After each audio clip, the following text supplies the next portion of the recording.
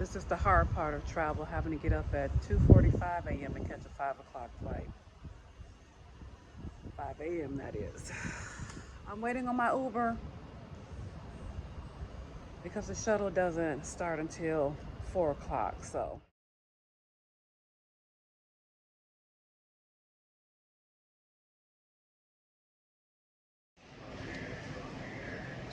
yesterday I missed my flight to Raleigh, my connecting flight that is, and I am tired. I was struggling to get up this morning, so I did try to do my hair, but I was running because I tried to sleep as long as I could.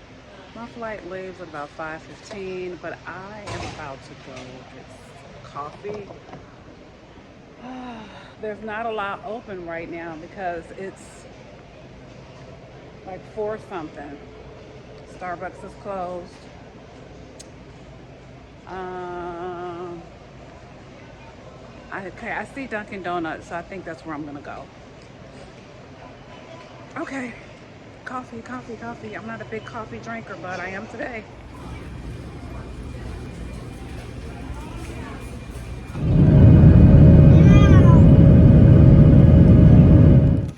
All right, come on, go. Good morning. Did you go already? Come on, let's go, let's go, let's go. Come on. Wait a minute. You gotta go and take care of your business. Let me get this gate open. All right. So this house sit came with a pet, and he is adorable. I think he's some kind of a collie mix. But in addition to some of the house sitting things that I'll be taking care of for my client, I will also be taking care of their pet and just adhering to feeding schedules, giving him treats, taking him for walks, very leisurely things. He's not so he doesn't have a lot of requirements, and when I choose sits based on what I want to make sure that it's a good fit for me. So when I do screenings and I conduct my video interviews with the client, I make sure that it's not a big pet, a big animal, a dog, especially if I'm taking him on walks, that a dog that I'm not comfortable with walking. Because some of them are so not aggressive, but they have so much energy that they're walking you as opposed to you walking them. So I usually like pets maybe under 10 pounds, ideally under 7 pounds. I like the smaller animals. And I do cats sometimes, but because I have some allergies toward cats, I have to make sure that I have my inhaler prescription and also my allergy medications whenever I'm doing a sit that includes a cat. But that's not the case in this with this particular client. So I'll be also doing some meal prep for them, and when they get home, they'll have some delicious meals waiting for them upon their return, which is in like another week. And in addition to that, I'll also be just managing some things around the house, just making sure the house is locked down at night and everything's secure. And there are some lights that come on different times. They have it set up on a timer. So I really recommend that if you have a home and you are not hiring a house sitter, that you try to have a device or find a device that you can set up your home lights on a timer so that it looks like someone is home. Although I will be here, if you have an empty home and you don't have a sitter, you can set it up to where your lights come on and off in different times, and you can also have different lights within the house come on at different times. They don't all come on, and they don't all have to turn on and turn off at the same time. For instance, these lights, they come on at about 8, 9 o'clock, and then they automatically shut down at 11. And then some of the ones in the front, they come on at 7, 8 p.m. around in between that time, and then they turn off at 10 p.m. So, just like you would in your regular house, you don't always have all the lights on and you don't have all the lights off, which is an indication that no one's home. But they come on and off in different areas so that it appears that someone is actually here. But I'll be taking care of that, and I'll also be taking care of their garden. They have some fresh herbs and some heirloom cherry tomatoes. I'll be making sure that they're hydrated. It's been a lot of rain here, but it's been very humid. And then after the rain, it just gets really, the ground gets really, really dry for some reason.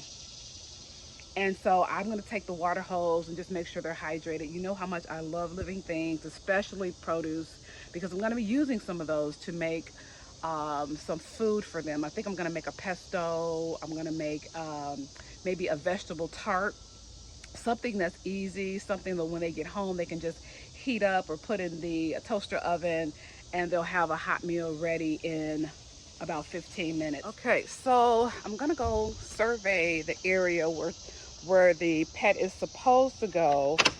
If he's not taking care of his business when we're on our walks, which is about 20 minutes in the morning, 20 minutes, 30 minutes in the evening, then there's a place like right behind the house where he's supposed to go. So I'm just looking around just to make sure there's no droppings over here, because the family, they sit out here. They have a fire pit and some chairs, and I don't want them stepping in it, particularly at night. So one thing I like to be is a person of intention, making sure that whatever I do, decisions that I make, especially when it involves other people, that it is intentional. So this particular trip is very important to me because this part of the country holds so many memories for me all along the, like the eastern seaboard, Raleigh, Virginia, and those, some of those coastal areas. My grandparents had a farm in Virginia, and that's only about an hour's drive from where I am right now. So my intention is to go when I leave here the last day of my sit. I'm gonna go see my aunt, which is my mother's sister, spend some time with her. I won't have long because I have to take a flight out the next day. And then an hour from her is my cousin who lost a son recently in a tragic car accident, and I just want to go show her some love. And then she's in the Richmond area, and then I think I'm gonna fly out of there to Phoenix, which is my, and then I'm gonna fly out of there to my next destination. So, yeah, this really is all about family and pouring into people, then allowing people to pour into me.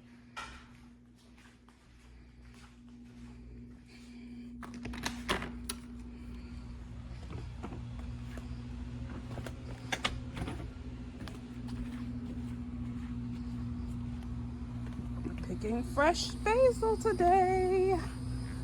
Oh, I'm just gonna make me a simple 3-ingredient salad. Okay, so this is oregano, this is sage, but today I'm using basil.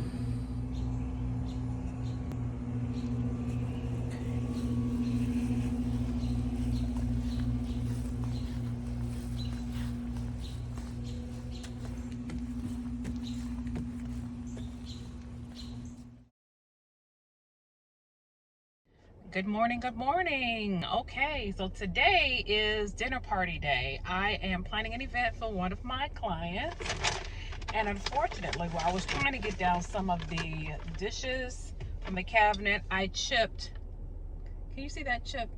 I chipped this bowl. So I'm here at Crate and Barrel because I'm gonna replace it. I think that's the right thing to do. I mean, they probably wouldn't mind, but I'm just one of those people, if you break it, you replace it. So I'm hoping they have this in the store, and I'm just gonna do some browsing. This is a really nice mall. I may do some walking around, so come on in and walk with me.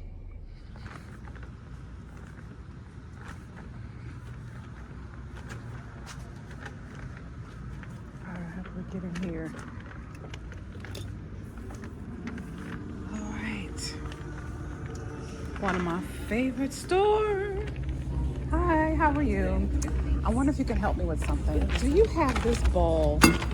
I actually chipped it, so I need to replace it. Yeah, we should have this one. Okay, wonderful. So while I'm here, let's see what's in season.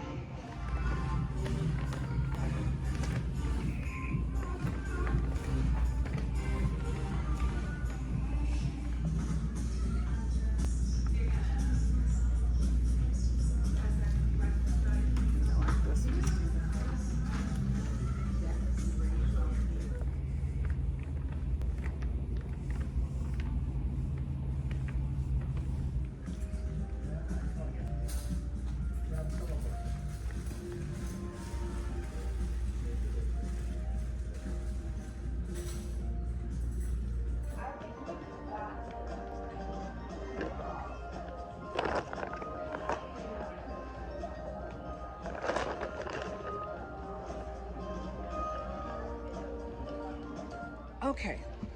Oh, this sofa is really comfortable. Okay, so while I like Crate and Barrel, I really like RH. I don't know if they have one in Phoenix where I'll be going next, but I'd love to find one. I am visiting with one of my clients in Phoenix. I'm actually flying into Phoenix. She just built a house in Scottsdale and wants some help with stocking her kitchen and everything that's needed for hosting dinner parties, for having private chefs like me in that can cook and not be hindered because she doesn't have the right knives or the right accessories and not right dinnerware or servingware equipment. You know, she wants to make sure that um, whatever guests she brings into the kitchen, they're accommodated, and I get it. So I'm gonna help her out with that when I'm there. But I would love to find a Crate and Barrel as well as a RH.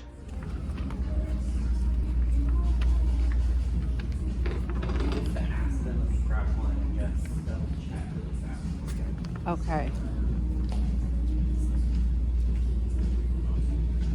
Yeah, I think those are it. Oh, let's see. Looks like it. Ooh.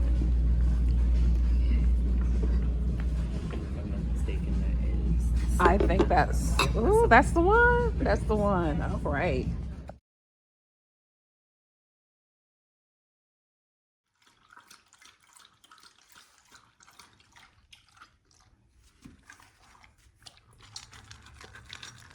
Okay. You seem like you have enough.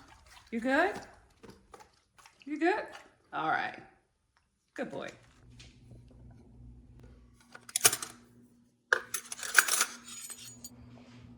I'm hungry and I'm about to make a very simple salad. 3 ingredients. I got these fresh basil outside from my client's garden. Um, I'm not going to put them under the water.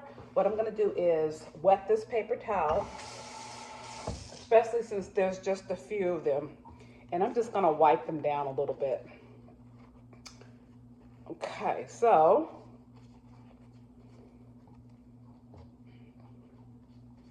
just wipe them down just a little bit. And so instead of using feta cheese, I'm going to use a curd cheese, and that's cottage cheese. So, and I'm also using watermelon cubes. Now, this is a great way to get sweet watermelon, especially if you're not from the South or if you are not good at choosing watermelon. Now, I like choosing these tins, these plastic tins, because usually it's just me. And I don't want to buy a whole watermelon because I'll get tired of it after a few days. So I'm just going to get a few chunks.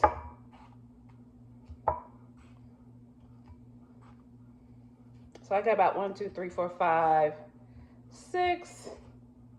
We'll do 7, 8 for good luck. So I have 8 watermelon chunks.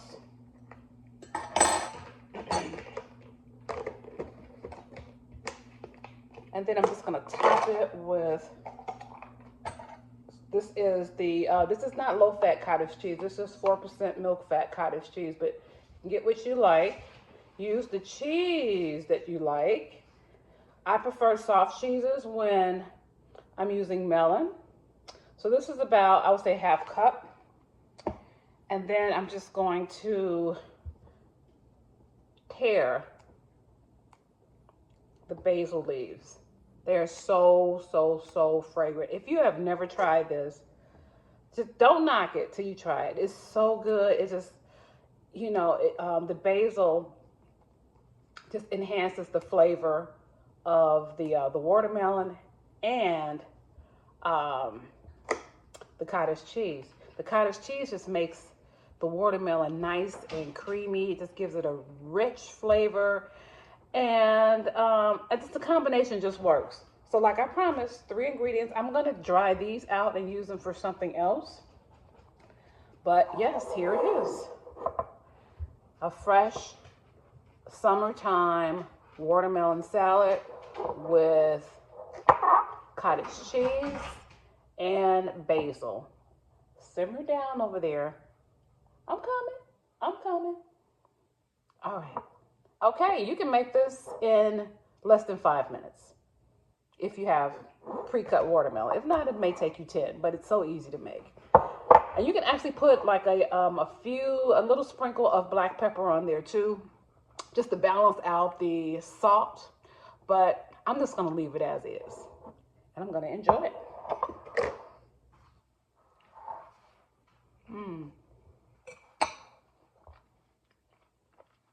This is so good.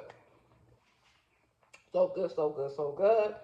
There's nothing like fresh, fresh, fresh, fresh. See y'all later. I'm about to eat. Hey, hey. Well, happy whatever day it is that I'm posting and whatever day you see this. So today is my last day in the Raleigh Durham area, and it's been a great time. Wonderful clients who should be back sometime this week, hopefully tonight safely. So tonight I'm just gonna reset everything and just make sure that everything's in the fridge. All of my things are cleaned out, and then I want to make sure that their pet is taken care of. Make sure he has plenty of food and water. Now, if you are traveling and you have not hired someone like me to care for your home, to meal prep, or to take care of your pet, make sure you have a contact person that can pop in, someone that has keys, someone that's trustworthy, someone that's reliable, that can pop in and do an animal welfare check on your pet, just in case there's some lag time. Because sometimes I'm not always here to hand off the pet or the house to the owner directly. Sometimes we're just crossing paths just because of my travel schedule and their travel schedule. So again, if you do not have anyone in your home looking after your pet, make sure that you have a reliable neighbor or trusted source. Hey, okay, I'll be right with you. He's trying to get my attention. So that, so that they're feeling safe and that they're, make sure that they're properly fed, that they have enough water, they're hydrated. And so I took him outside earlier, so he's relieved himself. And I don't think there's anything to do except finish packing my suitcase and head on out to my next destination. So that's it. And, whenever I leave my client's home, I try to leave a thank you gift. And in this case, it is a small floral arrangement, which I'll show you.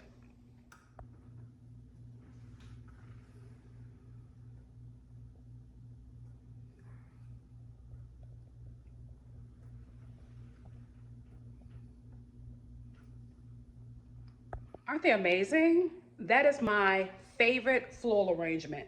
Normally, I order them through 1-800-Flowers for either same day delivery or for the next day after the client gets back. But in this case, I didn't order through them at all because last time they screwed up my order. I was not happy. The client sent me a picture of it. It's like, oh, well, thank you. This is what we received. And it was terrible. So it really wasn't 1-800-Flowers. They just aligned with FTD florist, and so whatever florist that was chosen for that particular order, they totally screwed up. Those flowers look so pathetic and sad. So they did give me a $20 discount, but I just decided to look locally. So I went to Harris Teeter here in the area. Harris Teeter is a local grocery store, and they had a beautiful flower or floral department. So I told the lady what I wanted. I showed her a picture of it. She said, no problem. I will make this arrangement for you for $19.99.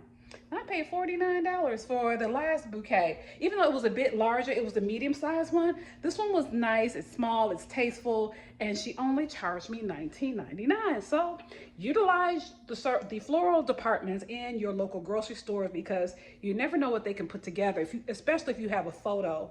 So for me, I just think this is just a great way to say thank you for having me in your home, for allowing me to do work for you, and they'll remember you the next time they need that particular service. So, all right, I'm signing off now. I got to go pick up my car rental, and I'm headed to my next destination, which is an hour away, and then I'm going to stop and see family, and yeah, that's it. So I will see you on the next video.